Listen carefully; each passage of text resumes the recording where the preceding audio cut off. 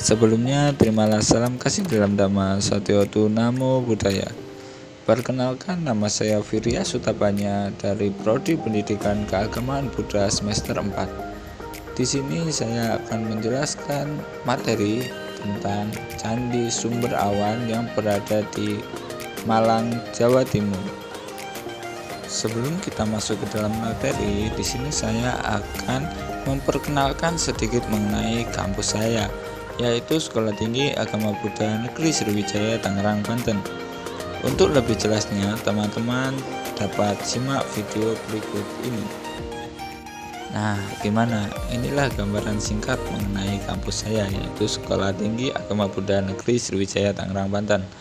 Oke, lanjut ke materi. Candi Sumber Awan. Candi ini berlokasi di Desa Toyomarto, Kecamatan Singosari, Kabupaten Malang. Tidak jauh dari Candi Singasari yang hanya berkisar sekitar 6 km saja. Terletak di ketinggian 650 meter di atas permukaan laut dan berada di kaki Gunung Arjuno.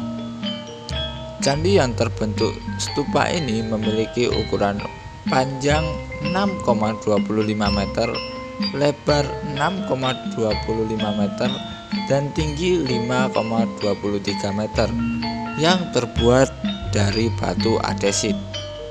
Salah satu keunikan dari bangunan suci ini ialah tidak memiliki hiasan atau ukiran. Tidak ada tangga naik atau barang sesuatu yang lain yang menunjukkan bahwa bangunan itu dapat dinaiki.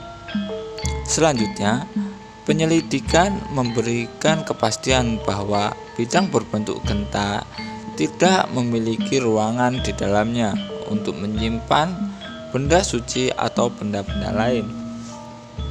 Candi Sumber Awan merupakan peninggalan sejarah yang berasal dari sekitar abad 14 atau awal abad 15.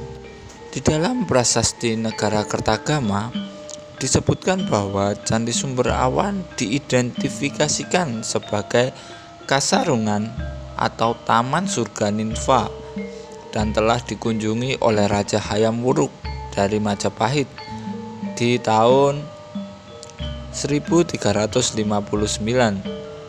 Candi Sumber Awan pertama kali ditemukan pada tahun 1904 dan pada tahun 1937 diadakan pemugaran oleh pemerintahan Hindia Belanda pada bagian kaki candi. Candi Sumber Awan merupakan satu-satunya candi yang berbentuk stupa yang ada di Jawa Timur. Candi Sumber Awan tidak memiliki tangga naik, ruangan di dalamnya yang biasanya digunakan untuk menyimpan benda suci. Jadi, hanya bentuk luarnya saja yang berupa stupa, tetapi fungsinya tidak seperti lazimnya stupa yang sesungguhnya. Diperkirakan candi ini dahulu memang didirikan untuk pemujaan. Suasana yang teduh dan tenang di sekitar candi menjadikan tempat ini cocok untuk melakukan meditasi.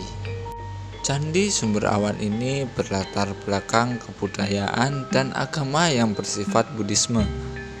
Candi Sumber Awan yang berdiri kokoh di lereng Gunung Arjuno sehingga memiliki atmosfer yang memberikan ketenangan yang cocok untuk meditasi dan juga ketenangan yang datang dari panorama sekitar lokasi yang sangat alami dan memiliki keasrian tersendiri. Salah satunya adalah berasal dari sumber air suci yang muncul di dekat stupa tersebut. Menurut pakar ahli yang berada di sana, kata atau nama Sumber Awan sendiri berasal dari tempat berdirinya stupa ini, dengan maksud yaitu berasal dari dua kata sumber dan rawan, yang kurang lebih memiliki arti sumber yang berasal dari rerawan atau rawa-rawa. Kawasan Sumber Awan yang dahulu disebut juga dengan Tanah Bidadari, karena terdapat sumber-sumber yang konon katanya sering dikunjungi oleh para bidadari-bidadari. Dan konon, jika kita meminum air sumber dan membasuh muka di sana akan terasa awet muda. Air suci itu bernama air suci Tirta Amerta. Sumber yang memberikan air suci ini karena menurut penjaga candi, para petapa sangat kuat untuk bertahan meditasi di dalam candi ini, sehingga candi ini menjadi air amarta atau air keabadian. Dan juga menurut penelitian laboratorium, air sumber ini sangat jernih dan dapat diminum secara langsung. Konon, menurut cerita, sumber ini dipercaya sering diperebutkan oleh para dewa dan raksasa karena dapat menambah kesaktian. Saat ini, air sumber ini dipercaya tidak hanya dapat dimanfaatkan untuk upacara Waisak saja, namun pada saat ini dapat digunakan untuk upacara pembaptisan bagi para penganut agama Kristen Protestan. Sekian yang dapat saya sampaikan mengenai Candi Sumber Awan dan asal-usulnya. Saya akhiri. Terima kasih. Namo Buddhaya.